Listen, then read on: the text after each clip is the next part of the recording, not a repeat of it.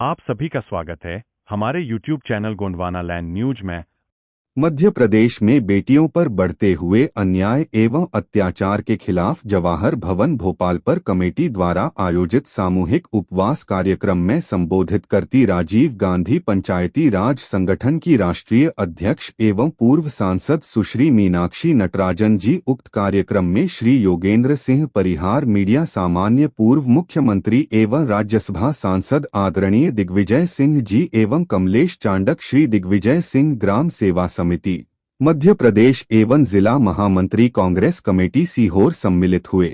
कार्यों में सड़क पर निकलकर उसकी लड़ाई लड़ी और उस वक्त किस तरह से राष्ट्र का नेतृत्व करने वाली हमारी प्रधानमंत्री स्वर्गीय इंदिरा जी ने उस कानून को कड़ा बनाने की कोशिश की।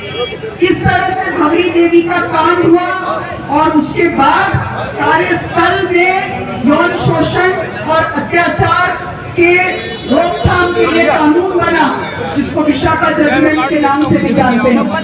कैसे निर्भया की घटना के बाद स्वयं आदरणीय श्रीमती सोनिया गांधी जी उनके इलाज की खबर लेने के लिए पूछपरछ करने के लिए बार बार गई और मानवता के नाते उस घटना का कभी उन्होंने जिक्र तक नहीं किया।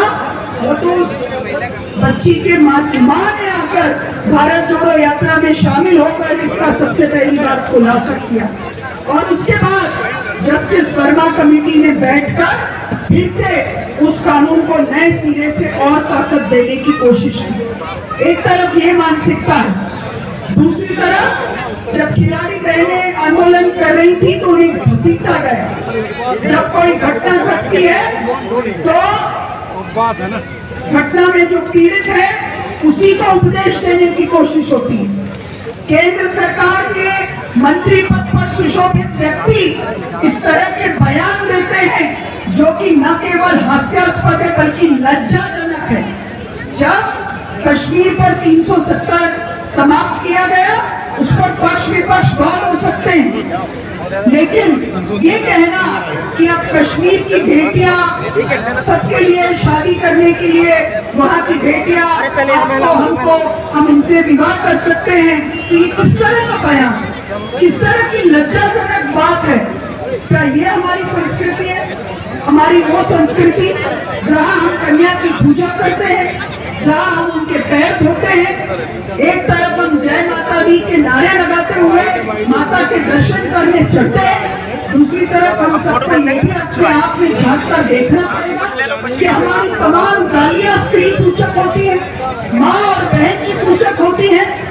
किस तरह की समाज का निर्माण हम करते हैं और उसको हम ठीक कैसे कर सकते हैं? हमारी लड़ाई हमारे पुरुष भाइयों से नहीं, कैसी लड़ाई हो सकती है? हम अपने पिता से थोड़ी लड़ना चाहते, हम अपने भाई से थोड़ी लड़ना चाहते, हम अपने बेटे से थोड़ी लड़ना चाहते, हम अपने घर के अन्य पुरुष सदस्यों से थोड़ी ना लड़ना चाहते। हमारी लड़ाई पुरुषों से नहीं है, हमारी लड़ाई पुरुष प्रधानता से, पुरुष प्रधान सत्ता व्यवस्था से हमारी लड़ाई है, जिसने ये सिखाया है कि घर की औरत घर में रहे, औरत की जगह घर के भीतर है। और जो लोग, जिन लोगों का विश्वास हमारे देश के संविधान में नहीं है, जिनका विश्वास मनुवादी व्यवस्था में है, वो विश्वास ये कहता है कि स्त्री को अपने घर पर रहना चाहिए।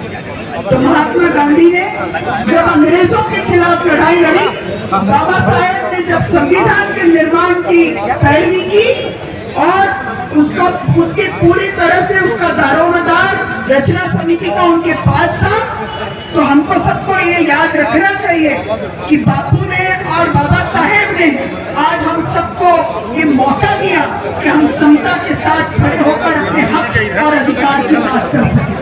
और बाबा साहेब ने अगर कैबिनेट से इस्तीफा दिया तो महिलाओं के अधिकार पर दिया।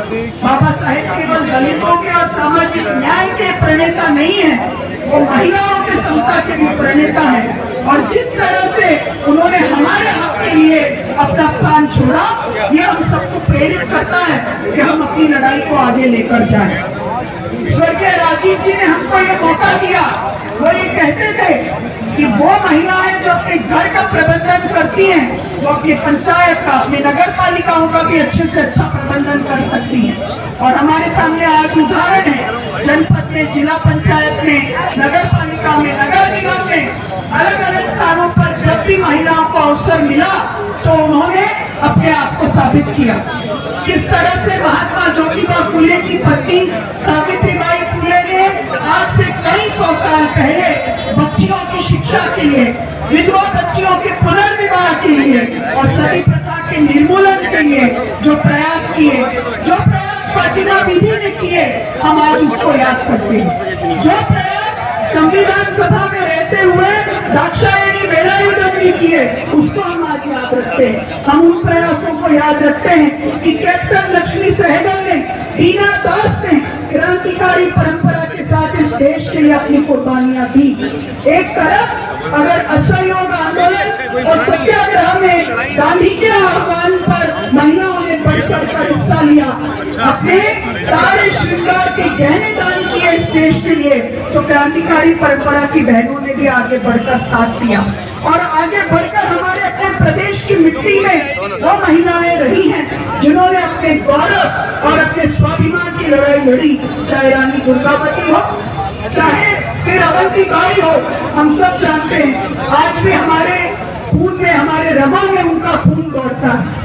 और हमें ये याद रखना चाहिए कि इस देश के नवनिर्माण में इंदिरा जी का जो त्याग है, इस देश के नवनिर्माण में जो सोनिया जी ने हमें एक रास्ता दिखाया है, जिस तरह से प्रियंका जी ने बेटियों को नया अवसर उत्तर प्रदेश में और अलग अलग स्थानों पर प्रदान किया है, वो हम सबके सामने एक सबक है।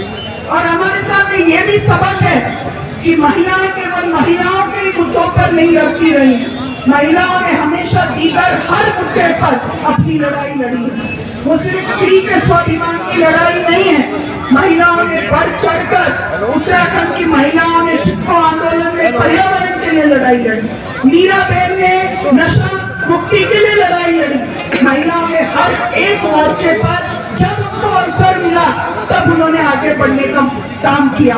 हमारे बीच में बहन बैठी है जिसका आपने यहाँ संबोधन भी कराया, मेघा परमार, उन्होंने विश्व की 8 सबसे ताजा खबरों के लिए हमारे चैनल को सब्सक्राइब करें। धन्यवाद।